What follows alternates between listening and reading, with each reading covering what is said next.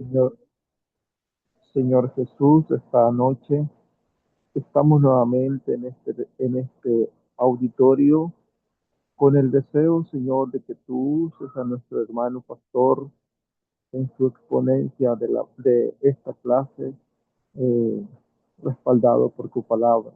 Así que, Señor, disponemos nuestra mente, disponemos nuestro corazón, nuestro tiempo, y que podamos ser atesoradores de lo que vamos a aprender esta noche. Así que gracias por los que estamos participando, a mis compañeros y a nuestro pastor. Gracias, Señor. En tu nombre empezamos la clase. Amén. Amén, hermano. Amén. Muchísimas gracias, hermano Franklin. Bien, hermanos, vamos a continuar hoy con nuestro tema. En la clase anterior estuvimos hablando acerca de los principios de la lógica. Y vamos a ver los criterios para un buen argumento. Y realmente, hoy en día, creo que estamos frente a una sociedad de lo absurdo, donde el mundo ha normalizado, si me lo permite, la necedad, donde las formas de pensar o lo que es bueno y lo que es malo dependen del criterio personal.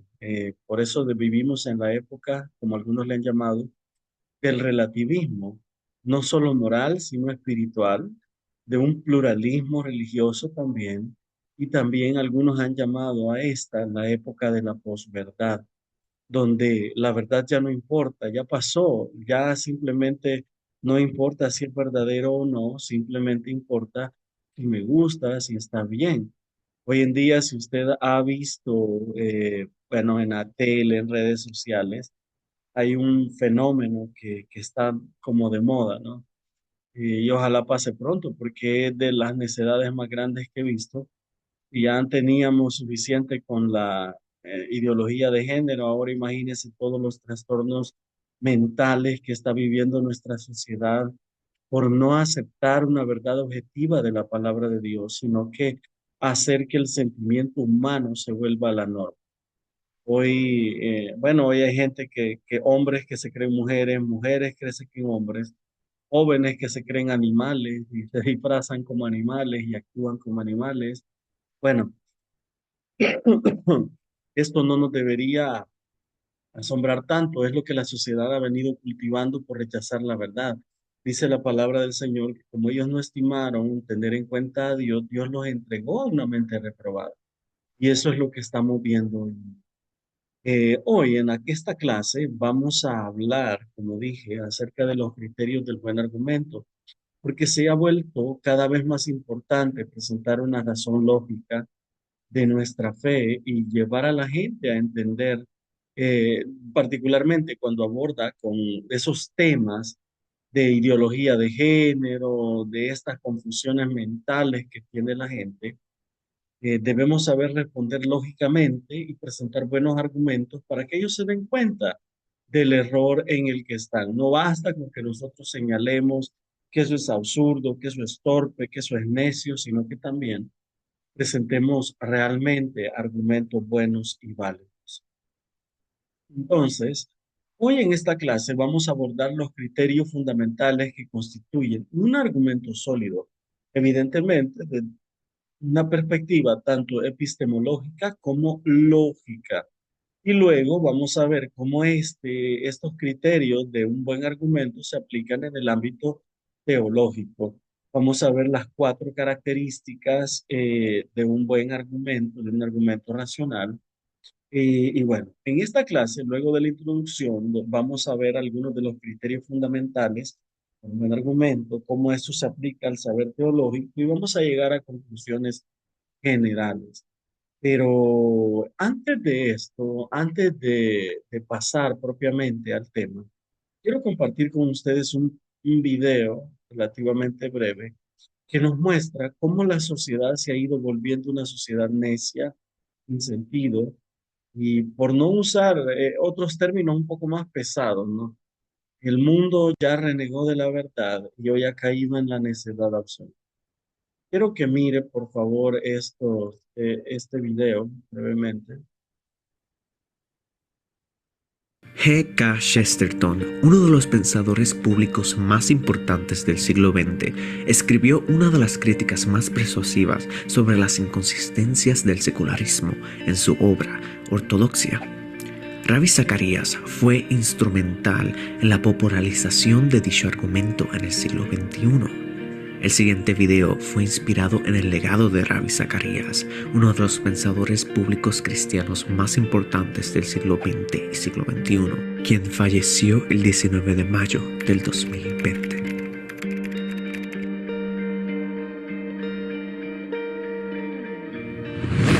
La cita reza de la siguiente manera: el nuevo rebelde es un escéptico y no confía por completo en nada. El hecho de que dude acerca de todo se interpone cuando pretende denunciar cualquier cosa, pues toda denunciación implica una doctrina moral de algún tipo y el revolucionista moderno duda no solo de la institución a la cual denuncia, sino la doctrina por la cual la denuncia. Como político, gritará a los cuatro vientos que la guerra es un desperdicio de vida y, como filósofo, proclamará que la vida es un desperdicio de tiempo. Denunciará cuando un policía asesina a un campesino y luego robará por medio de los estándares filosóficos más altos que el campesino se debió haber matado él mismo. El hombre de esta escuela primero atiende a una reunión política donde se queja que los nativos son tratados como si fueran bestias. Luego toma su sombrero y paraguas y procede a atender a una reunión científica donde prueba que son prácticamente bestias. El revolucionista moderno, siendo un escéptico infinito, siempre está socavando sus propias presuposiciones. En su libro sobre política, ataca a los hombres por pisotear la moral. En su libro sobre ética, ataca a la moralidad por pisotear a los hombres. Por lo tanto, el hombre moderno en revuelta se ha convertido prácticamente inútil en toda revuelta. Al rebelarse contra todo, ha perdido el derecho de rebelarse contra cualquier cosa.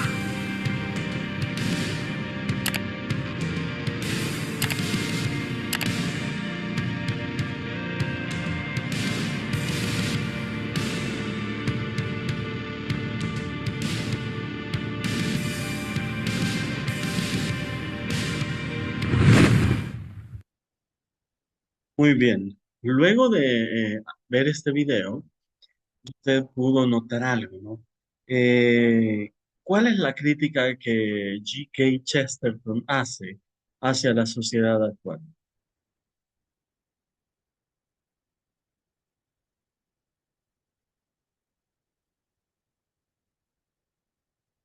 ¿Algún voluntario?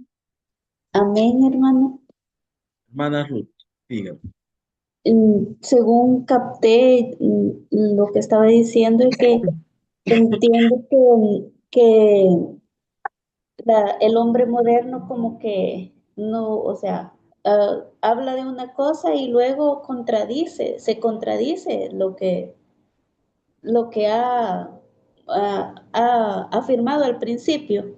Entonces, no, o sea, no tiene una postura o un cimiento firme donde mantenerse, sino que es fluctuante.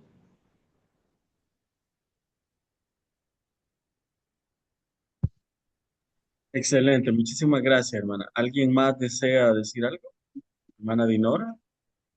También habla allí, hermano, de que hoy, pues, digamos, ¿cómo se ha dado eso, verdad? De los hombres con hombres y mujer con mujer, que el hombre se cree mujer y la mujer se cree hombre, ¿verdad? Y que, o sea, se ataca mucho eso, pues. Ajá, muy bien. Miren, la verdad es que nuestra sociedad ha caído en el absurdo y la contradicción.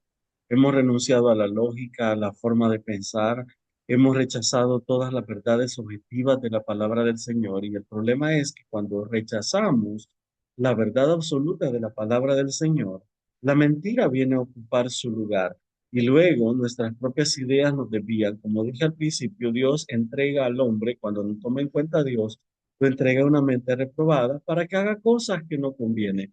Pablo lo dice en el capítulo 1 y 2 de Romanos, cómo los hombres cambiaron el uso natural de la mujer por el de otros hombres. La mujer también hizo lo mismo.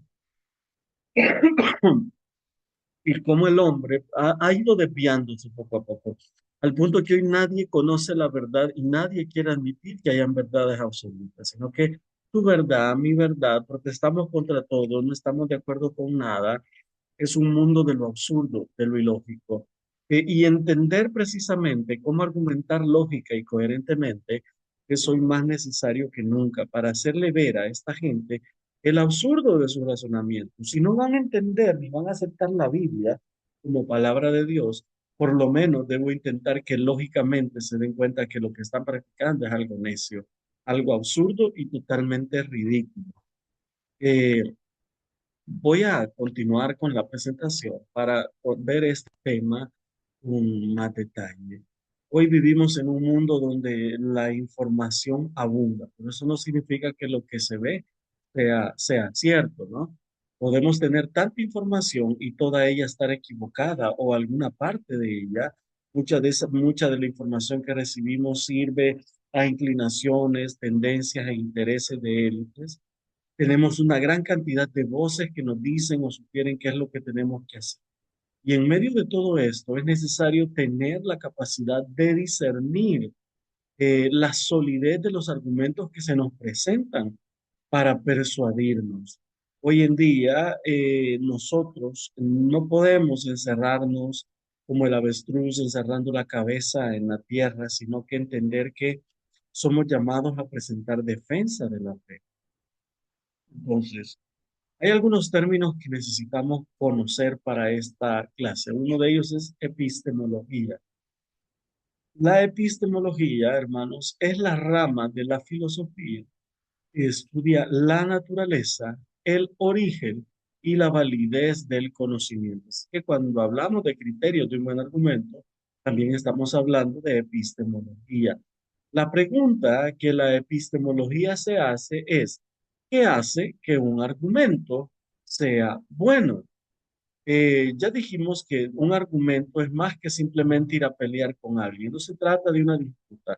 Un argumento es un conjunto de proposiciones o premisas, como lo que vimos cuando hablamos de la lógica, los criterios de la lógica, ¿no? Dos premisas y una conclusión. Pero en un argumento, estas premisas están estructuradas de tal manera que sostengan o demuestren la validez de otra proposición que llamamos conclusión. Esto es algo muy importante. Todo argumento que busque presentarse como válido, sólido, debe pasar dos filtros bien claros.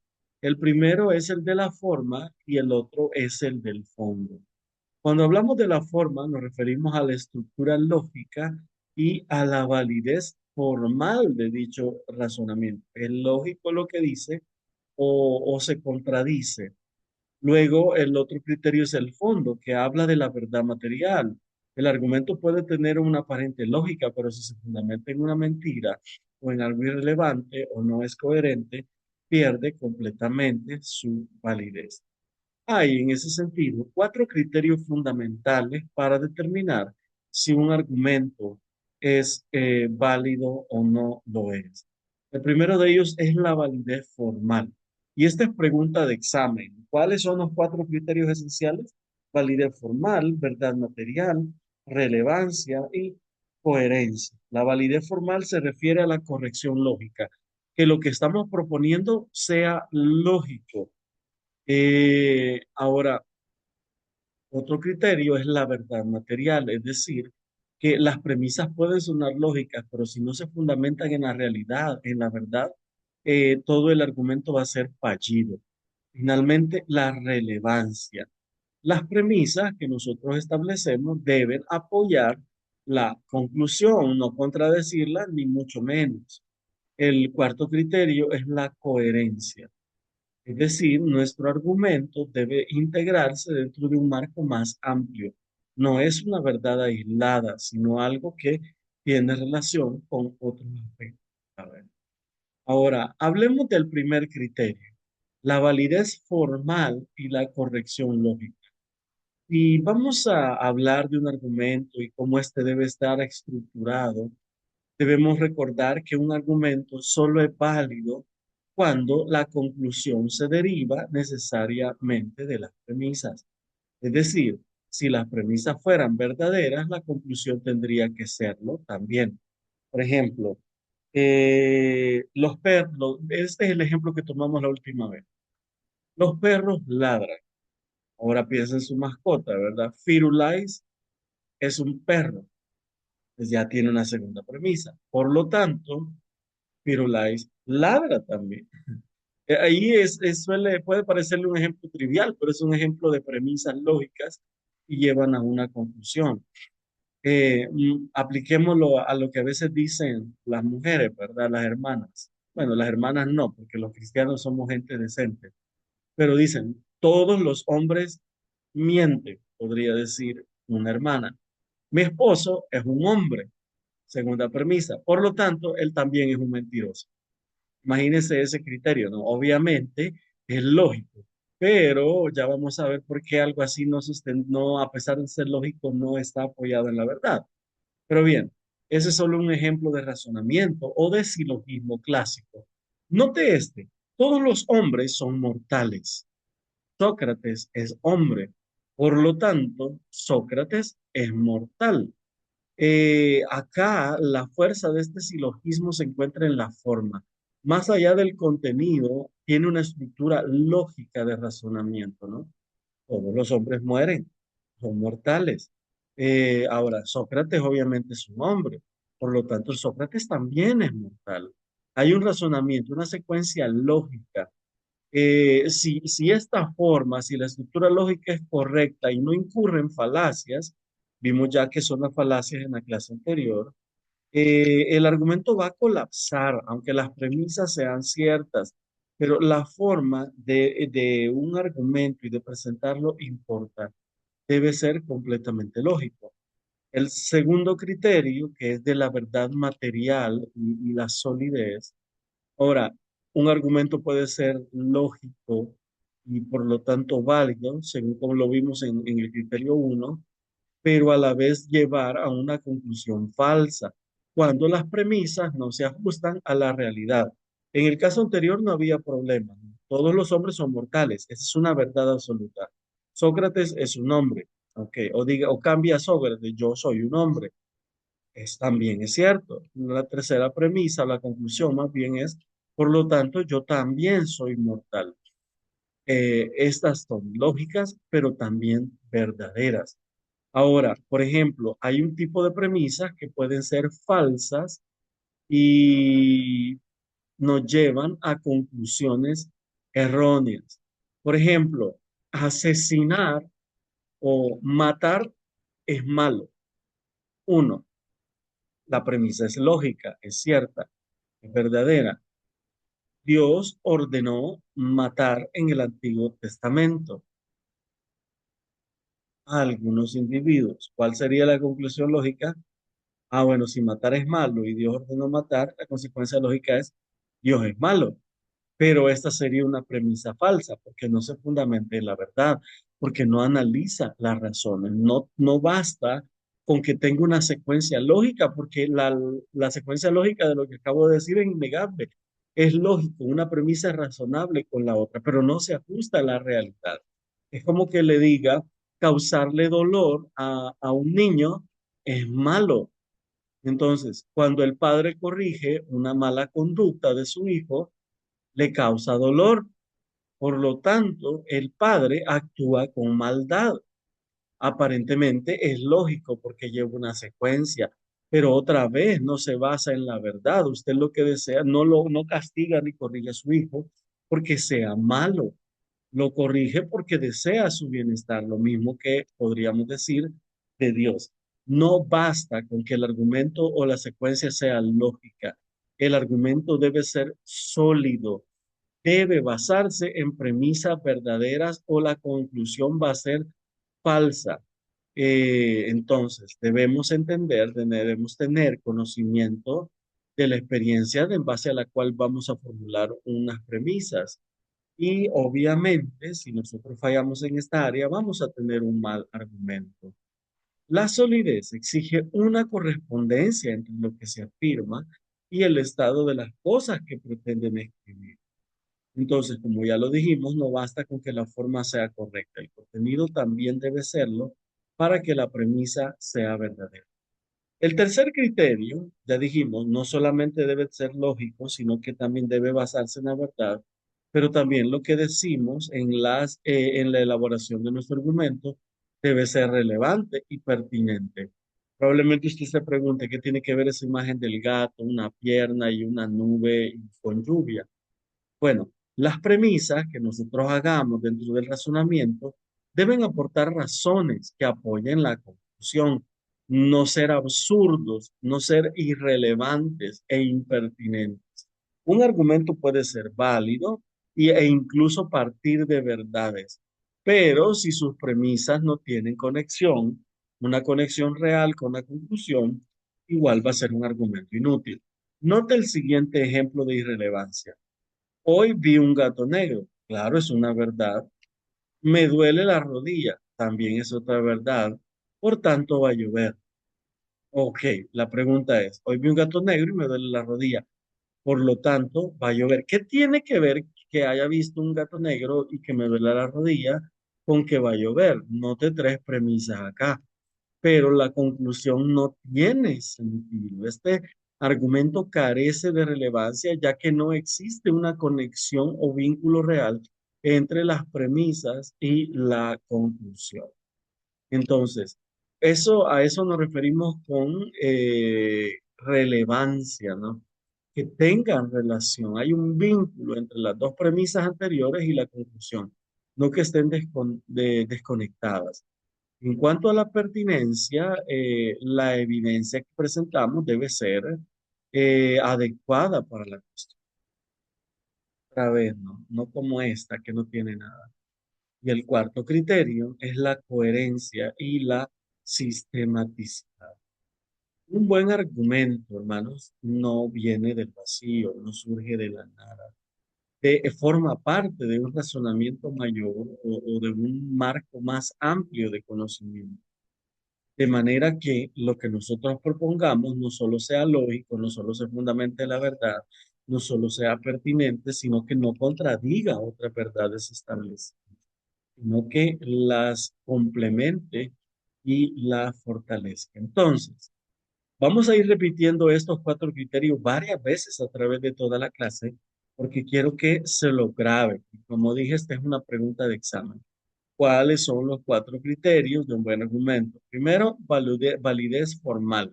La conclusión tiene que ver con las premisas porque sigue las leyes de la lógica, no están desconectados.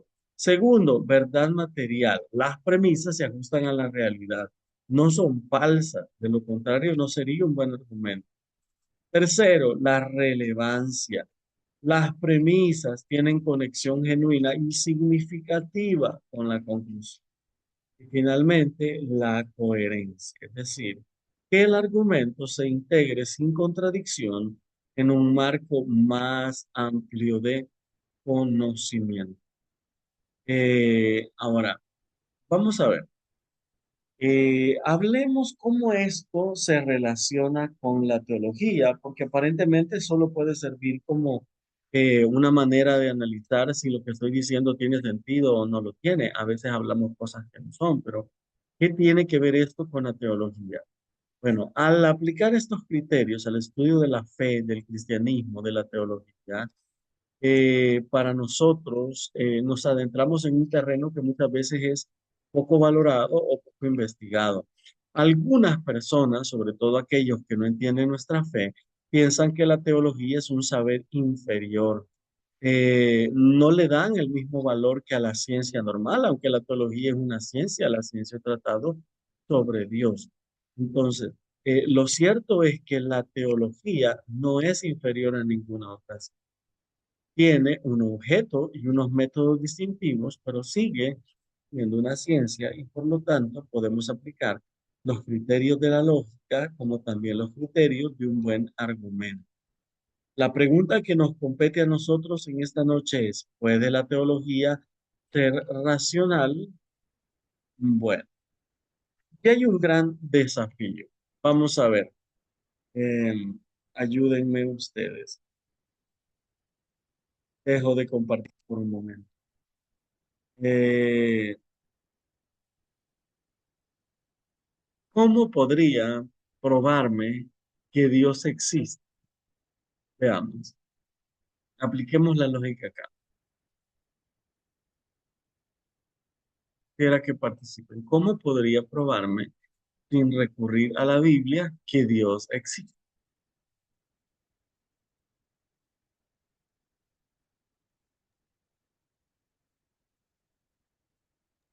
Ajá. Bueno, creo que personalmente una forma lógica, racional de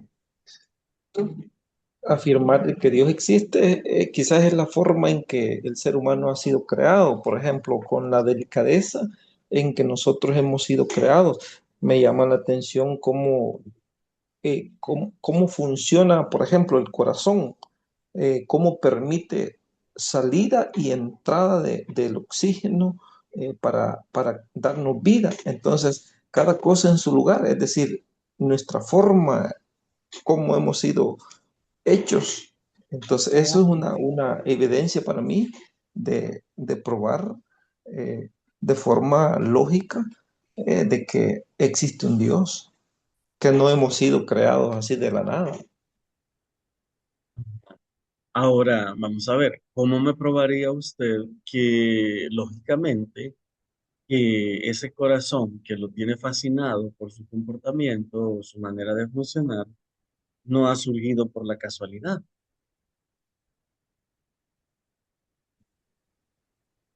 Eh, bueno, creo que una parte, el ser humano ha sido capaz hasta ahorita de quizás de, de sostener quizás un corazón fuera de un cuerpo, estar en esa acción de palpitar, llamémosle, ¿verdad? Entonces, pero Ujú. la forma en que se conecta a nuestro razonamiento, a nuestro sentir, a nuestra, no sé, una conexión que hay con lo que el ser humano no puede conectar, quizás es una forma también de comprobar la existencia de Dios en nosotros, porque es cierto que los médicos, la ciencia, eh, si es posible, pueden crear así un corazón, ¿verdad? Pero inyectarle esos sentimientos, esa parte que ya no le corresponde al hombre, esa es una evidencia de la existencia de Dios. Correcto. La verdad es que acá usted utilizó el razonamiento para llegar a esto. Usted puso el ejemplo del corazón. ¿Cómo nosotros podríamos saber que realmente, por decirlo así, Dios existe? Hay un problema con la teología que las otras ciencias no tienen. El problema es el siguiente. Otras ciencias tienen un objeto de estudio que puede ser cuantificado, que puede ser medido o que incluso puede ser llevado a un laboratorio. Yo estudio microbiología, ciertamente puedo llevar una bacteria, ponerla en un tubo de ensayo, verla en el microscopio, pero ¿cómo pongo a Dios debajo de un microscopio? ¿Cómo veo a Dios a través de un telescopio? ¿Cómo puedo detectar la presencia de Dios a través de un radar? ¿Cómo evalúo que Dios está ahí?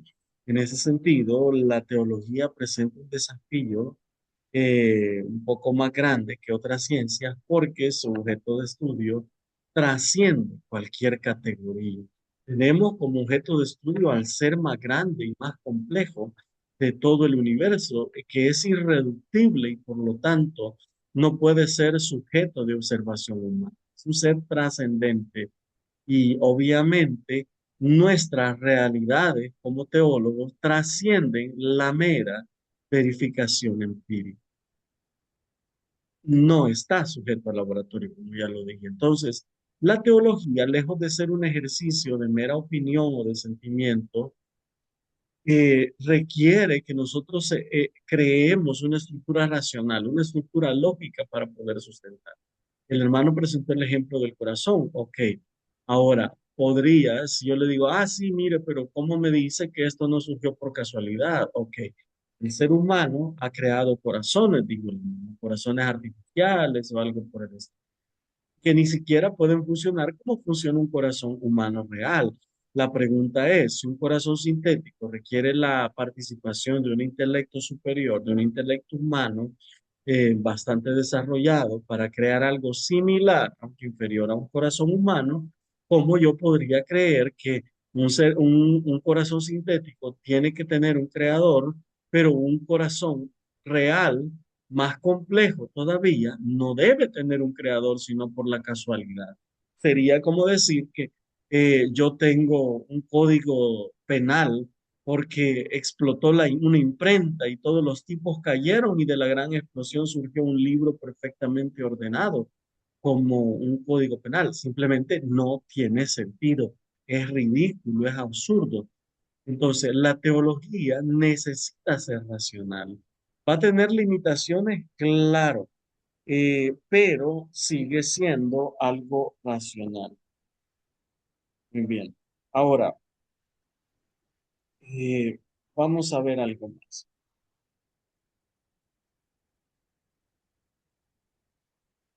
Bien, quiero que observe esto. ¿Cómo debe ser la estructura lógica del discurso sobre Dios?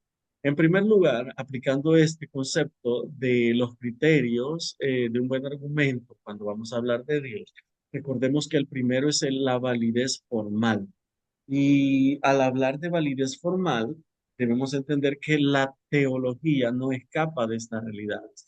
Toda construcción teológica debe respetar las leyes de la lógica. Si un razonamiento sobre la naturaleza divina incurre más bien en una contradicción lógica, se invalida a sí mismo. Y a lo largo de la historia cristiana hemos visto como grandes y destacados personajes de la teología han recurrido a la filosofía para poder dar una explicación racional sobre la existencia de Dios.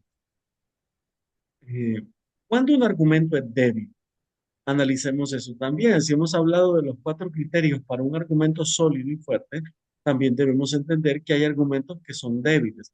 El primero es cuando incluye errores lógicos. Un argumento teológico débil es aquel que extrae conclusiones universales de premisas particulares sin el debido sustento lógico. Por ejemplo, es lo que yo les mencionaba.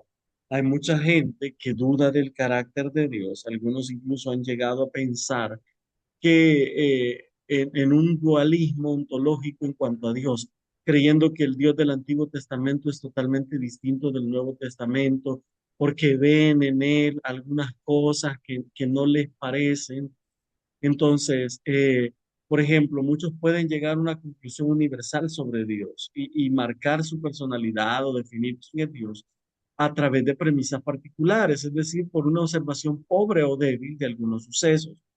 El ejemplo, ¿no? ¿Cómo explicaría usted eso? Alguien podría decir, bueno, el asesinato es malo, pero Dios ordenó que muchos fueran asesinados, por lo tanto Dios es malo. Pregunto, ¿cómo responderíamos? ¿Cuál es el error lógico de este argumento? ¿Quién me ayuda a responder?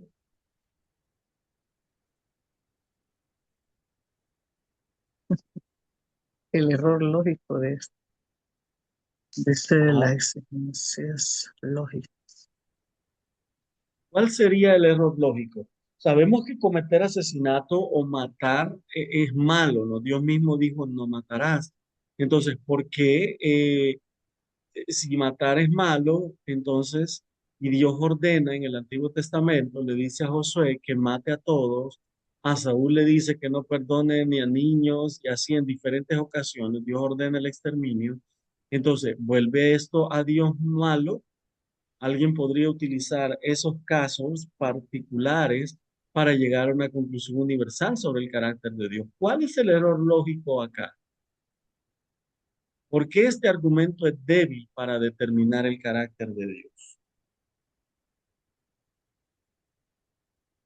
Um,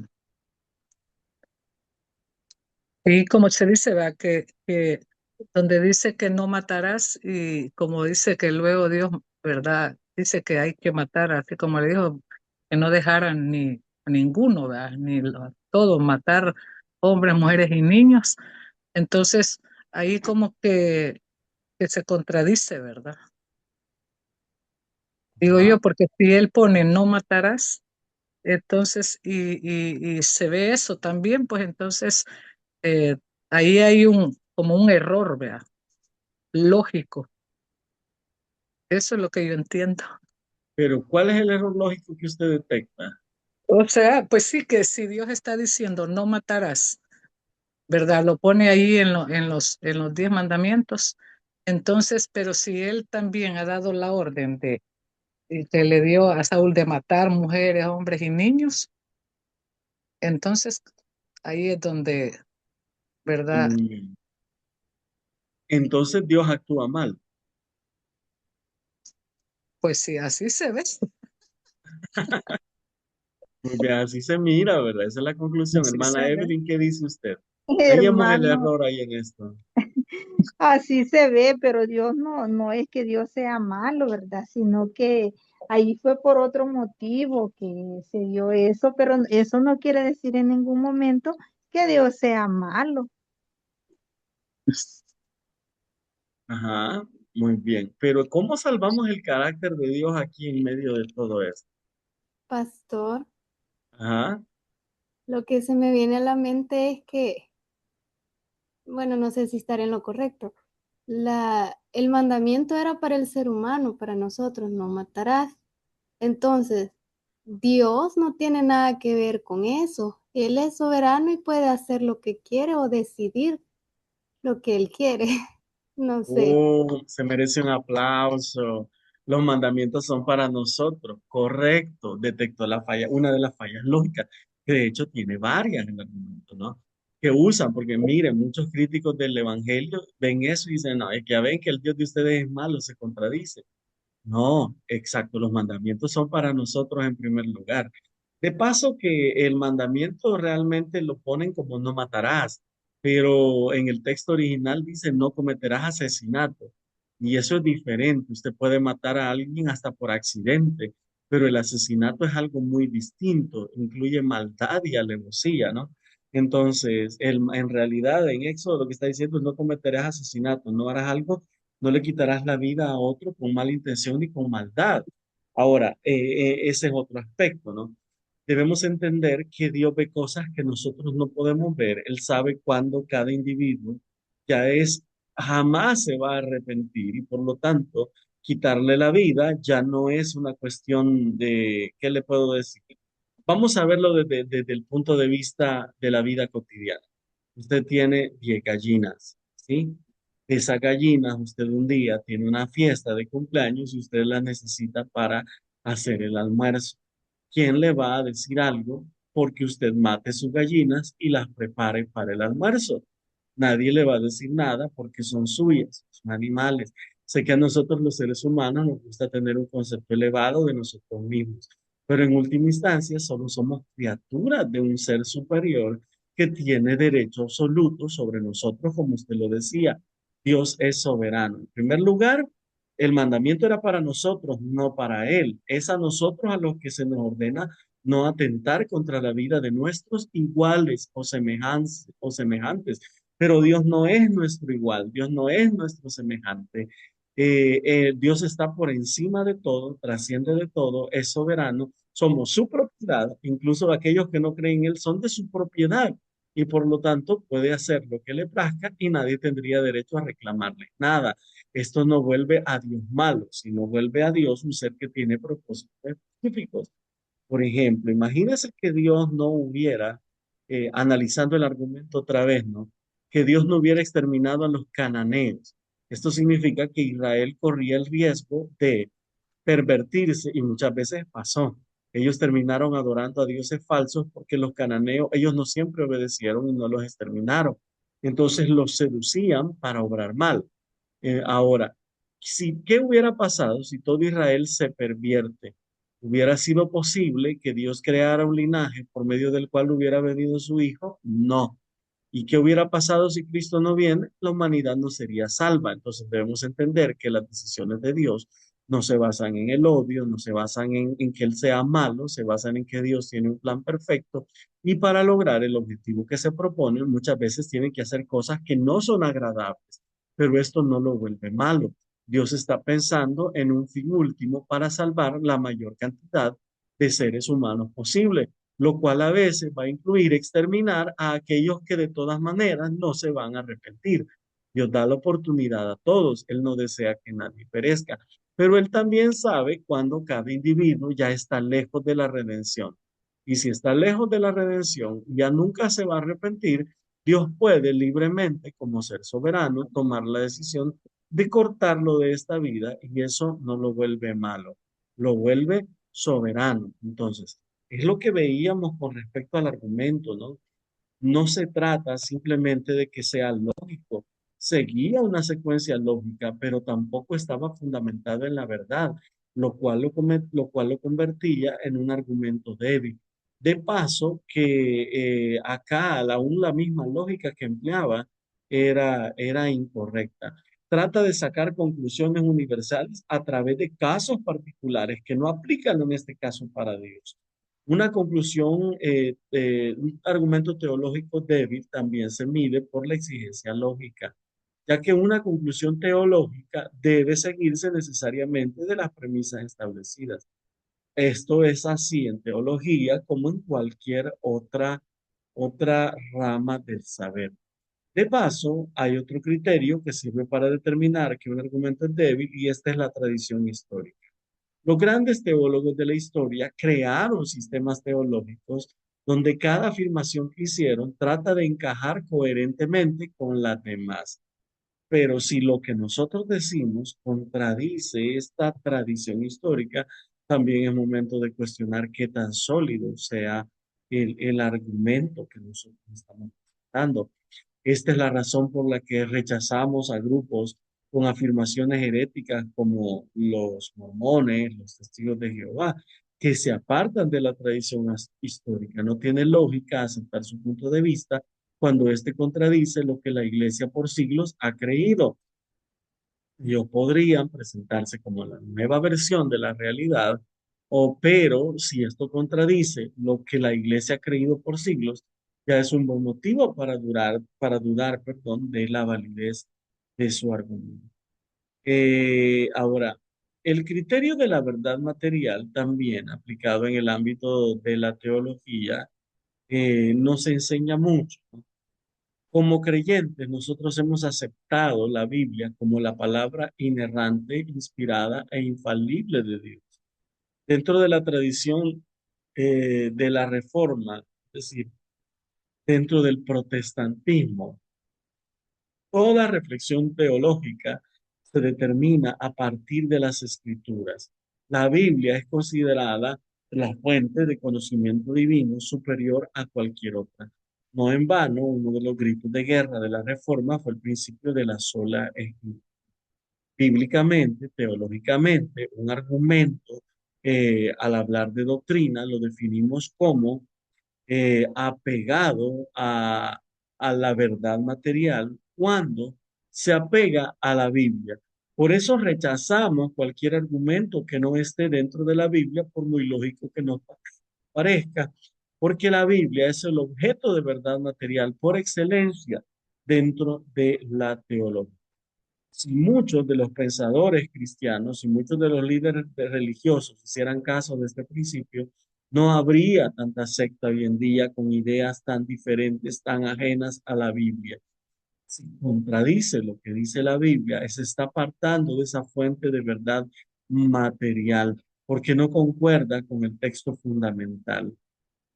Entonces, un buen argumento teológico demuestra que su conclusión está arraigada en un testimonio autorizado, es decir, se apega a las escrituras.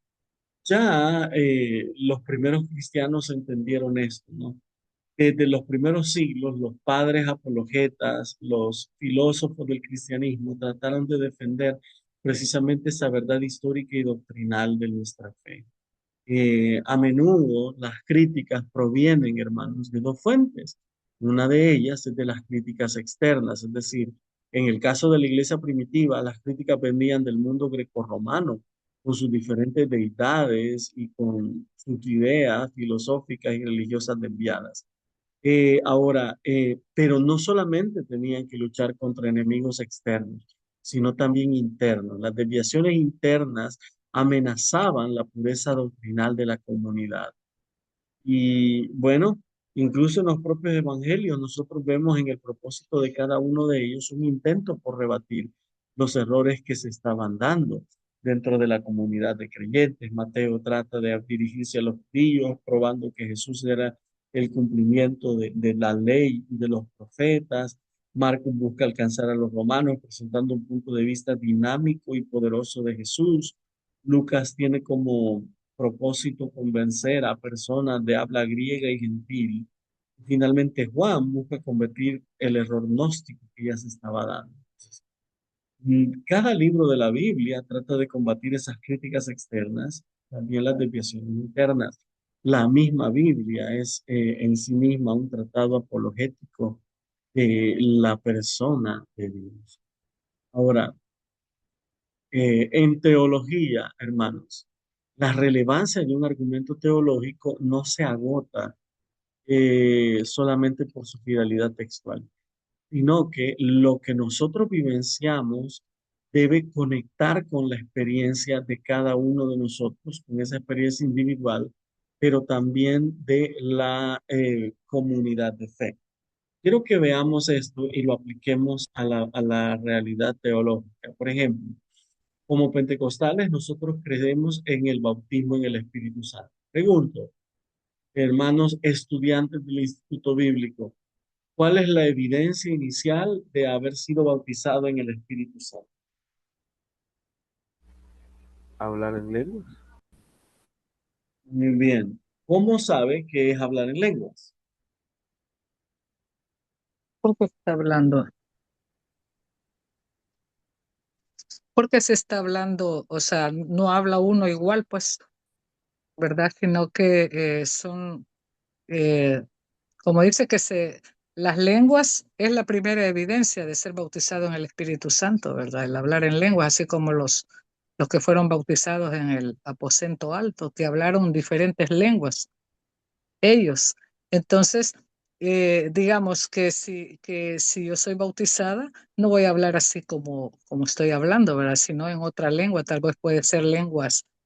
Digamos, en el aposento alto hablaron lenguas digamos, de otras ciudades que tal vez ellos no entendían y ahí dice que ellos entendían el idioma que estaban hablando los del aposento. Muy bien.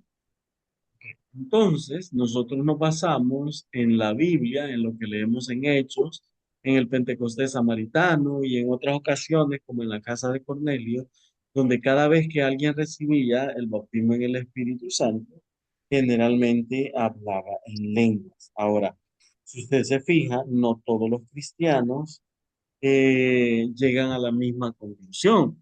Algunos dicen, no, pero es que no, ¿cómo podemos sacar doctrina? Algunos hasta cuestionan al libro de Hechos para decir que no tiene validez doctrinal.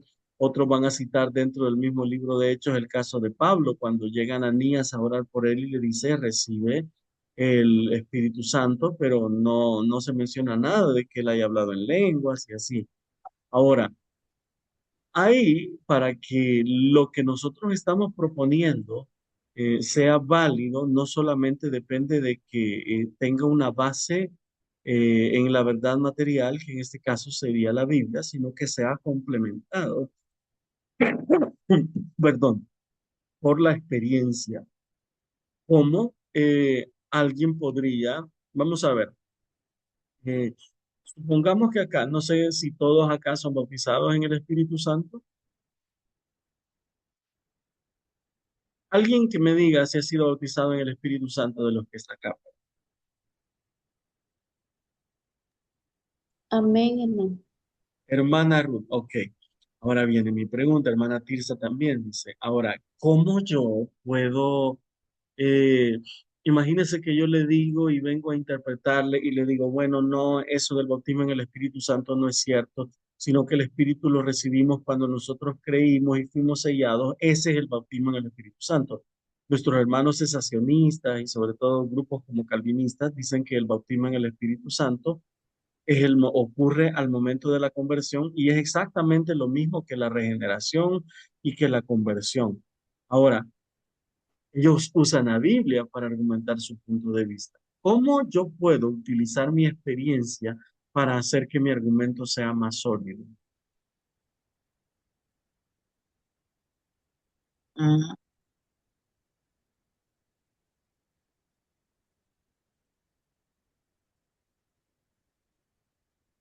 como para ver si. Ajá. Por ejemplo, hermana Ruth me dijo que ella ha sido bautizada en el Espíritu Santo. Si yo vengo y le digo, no, hermana Ruth, lo que usted ha creído es una mentira, eso no es cierto. Bíblicamente hay otras explicaciones. ¿Qué me diría usted?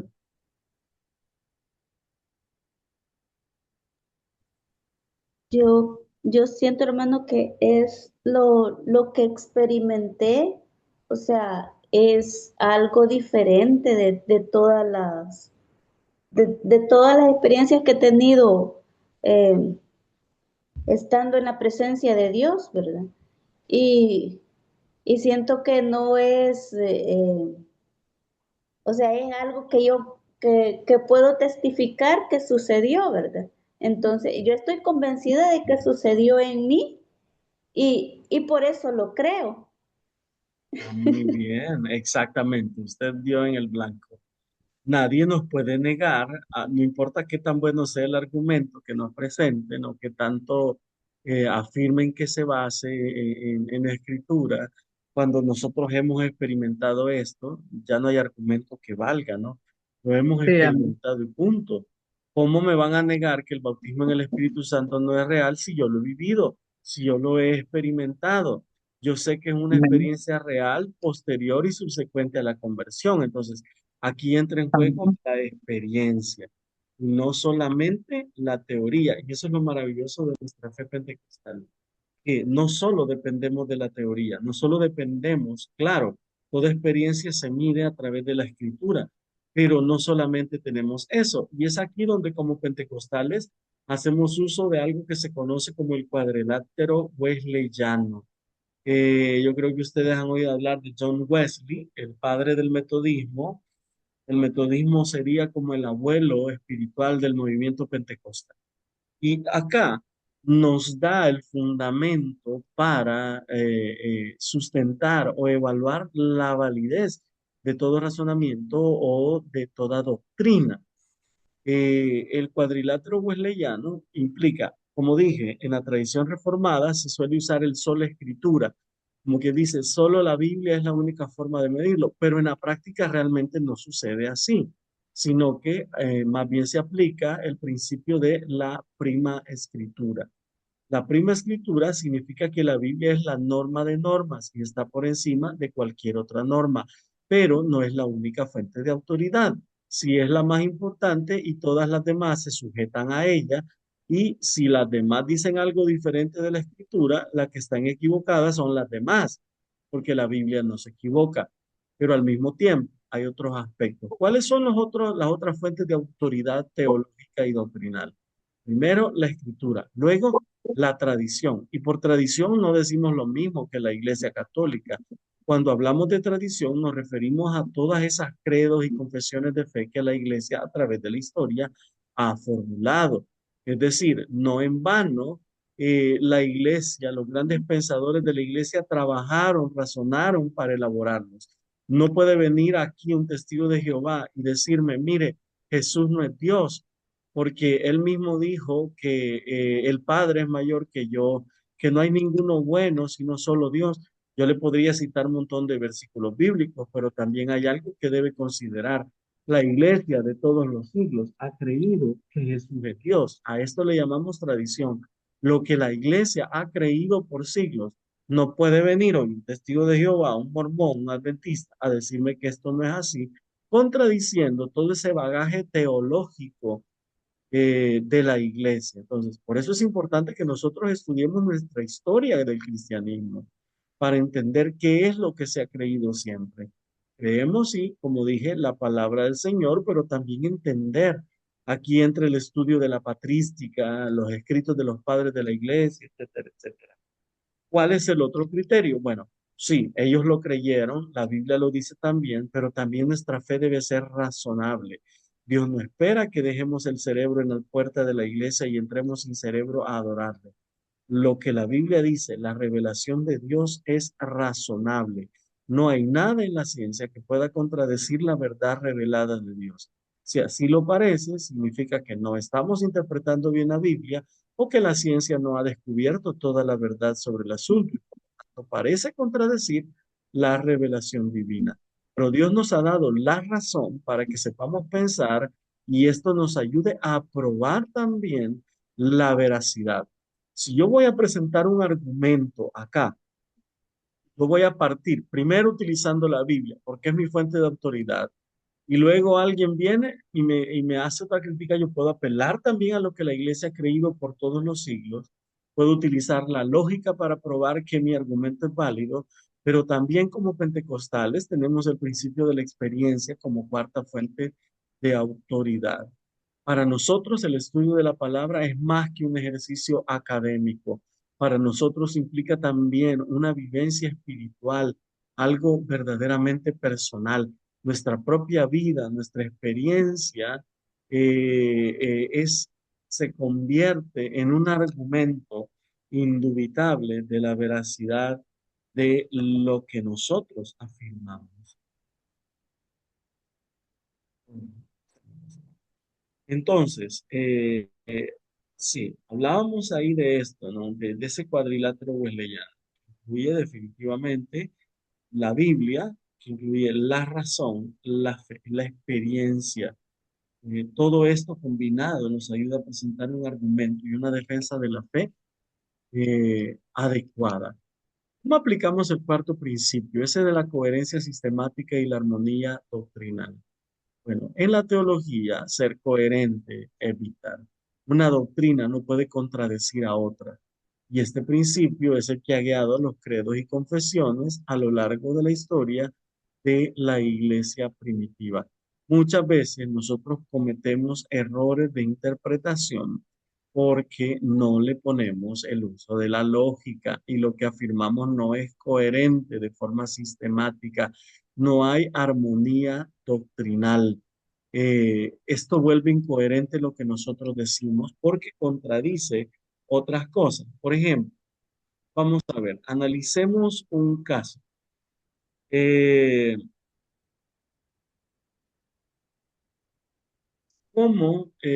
¿Por qué es la salvación? ¿Por fe o por obras? Por fe. Muy bien. Entonces, si la salvación es por fe, viene la pregunta, ¿por qué nuestras iglesias suelen llenar a la gente de normas para poder ser verdaderamente santa? ¿Y por qué le decimos a la gente que si no hace tal cosa o la otra, si no se viste de cierta manera, no puede ser salva? ¿Será que caemos en una contradicción lógica ahí al enseñar que la salvación es por fe, pero al mismo tiempo ponerle un montón de obras que debe cumplir y desea ser salva? Sí, cabal, se cae en contradicción, pero la salvación es por fe, no es por obras, como dijo el Señor, vea, porque no es por obras para que nadie se gloríe. Y ya eso que en las iglesias se hace eso, ya eso es como una tradición, vea, o sea, que a veces la gente, bueno, como dice, va, unos se creen más santos que otros, vea. Entonces, el Señor, pues, Él es, vea, el Señor nos ha dado salvación a cada uno, ¿verdad? A los que le hemos recibido. Entonces, la salvación es por fe, no es por obras. Muy Bueno, bien, correcto. Y sin embargo, pareciera que a veces nos cuesta entenderlo. A esto nos referimos con incoherencia sistémica. Proponemos una doctrina que sabemos que es válida, la justificación por la fe, pero luego en la práctica terminamos haciendo todo lo opuesto. Otra vez, hermanos, necesitamos ser coherentes dentro de nuestra doctrina o vamos a caer en inconsistencia. La gente mira y evalúa esto dentro de nuestras iglesias y se da cuenta que muchas veces lo que nosotros enseñamos no resulta tan adecuado. Ahora, es por eso que dentro del saber teológico se ha formado esa rama, que es la teología sistemática, la cual ya desde la Edad Media hasta nuestros días ha tenido un amplio avance. Y este es un esfuerzo por presentar toda la doctrina cristiana en un orden lógico e interdependiente, donde cada doctrina encaje con otra dentro de un gran tejido que conforma nuestra fe cristiana. Entonces, necesitamos, hermanos, recordar que un argumento sólido debe mostrar cómo la afirmación particular que defiende a un punto específico encaja con todo lo demás. Eh, Ahora bien, no podemos ir separando doctrinas, no podemos hacer afirmaciones que no encajen dentro de una cosmovisión. Gran parte del error del cristianismo ha sido, o más bien no del cristianismo, sino de nosotros como líderes religiosos, es que muchas de nuestras afirmaciones no encajan con la cosmovisión cristiana global. Tenemos montones de supuestas verdades que se contradicen entre ellas y esto no puede ser posible. Todo nuestro conocimiento debe encajar sin contradecir una doctrina con la otra. Ahora, la Trinidad ha sido, por ejemplo, una de esas doctrinas que ha sido problemática para muchos, porque no siempre la pueden entender, porque no siempre a todos les parece lógica. Esto causó un sinfín de debates y la iglesia tuvo que tratar de elaborar confesiones de fe que trataran de explicar algunos principios como la unicidad de Dios o la unidad de Dios. Dios solo es uno. Oye Israel, Jehová nuestro Dios, Jehová uno es, con la idea de que el Padre es Dios, el Hijo es Dios y el Espíritu Santo es Dios, y el Nuevo Testamento nos lo presenta así. ¿Cómo hacemos encajar estas verdades? ¿Hay una contradicción en esto o hay alguna explicación lógica para ello? Entonces, la teología cristiana es más compleja de lo que usted se imagina y la lógica dentro de todo esto siempre ha desempeñado un papel muy importante. Recordemos, estos cuatro criterios de un buen argumento también son aplicables a la teología. Nuestras afirmaciones deben tener validez formal, deben fundamentarse en una verdad material, que en este caso es la Biblia, deben ser relevantes y apegadas a la experiencia vivencial, deben ser coherentes, no un montón de doctrinas disparatadas que se contradicen, sino que encajan una con la otra, formando un andamiaje universal. Validez, verdad, relevancia y coherencia. Esto forma una buena presentación de un argumento teológico. Me gustaría saber, hermanos, y a este punto, esto es una repetición nada más, ¿alguien tiene algún comentario o algo que no haya quedado así como muy claro?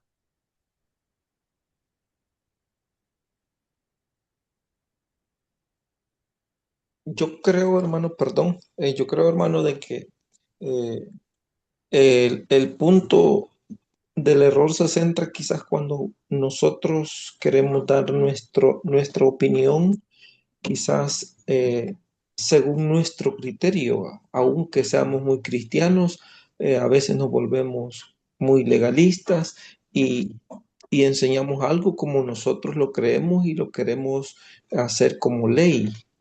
Entonces, allí creo que radica el error cuando nosotros queremos aplicar una interpretación a nuestra manera, mayormente cuando nos creemos muy espirituales, queremos hacer algo que los demás crean así como yo creo o como yo lo estoy interpretando, ya sea con error. Entonces, para mí, ahí radica uno de los problemas. Muy bien. Excelente. Entonces, hermanos, gracias, ¿verdad? Por su punto de vista, hermanos. Si nosotros vamos a ser eficaces en nuestra práctica de la apologética, debemos verificar siempre la validez formal de todo lo que estamos diciendo, que sea coherente, que encaje con todo lo demás, que sea pertinente, que se fundamente en la palabra, que sea vivencialmente verificable. No solamente lanzar argumentos a diestra y a siniestra, incluyendo falacias que a la larga solo van a debilitar la fe.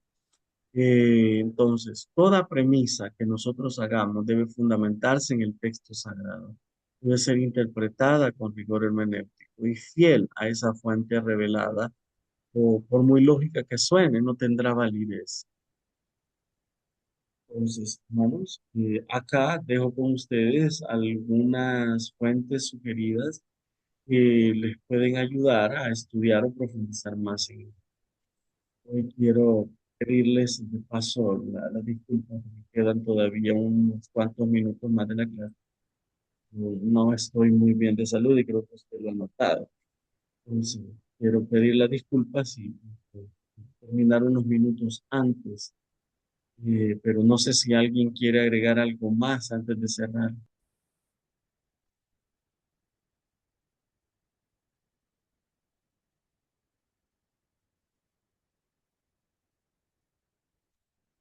Pers- No, hermano. Personalmente creo que estamos bien, hermano, estamos claros.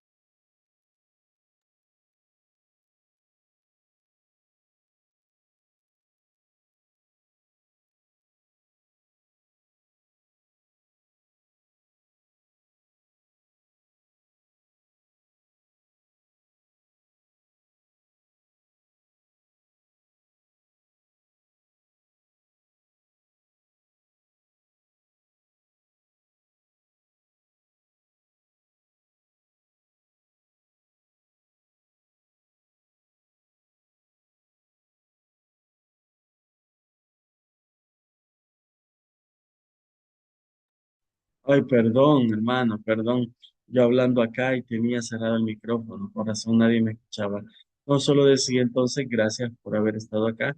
Hermana Tirsa, nos despide en palabras de oración, por favor.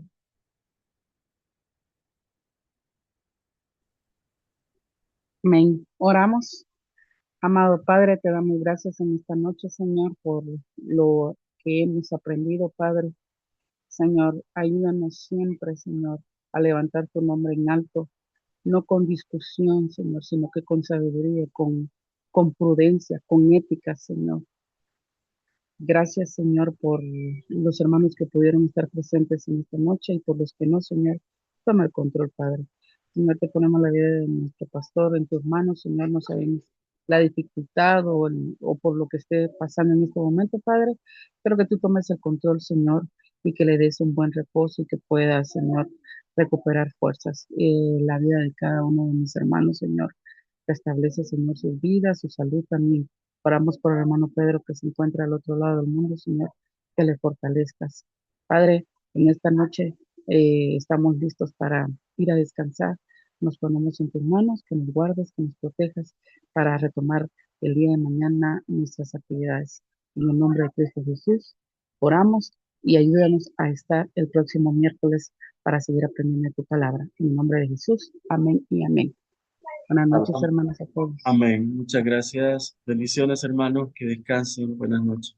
Amén, amén. Dios le bendiga. Buenas noches. Bueno. Feliz noche.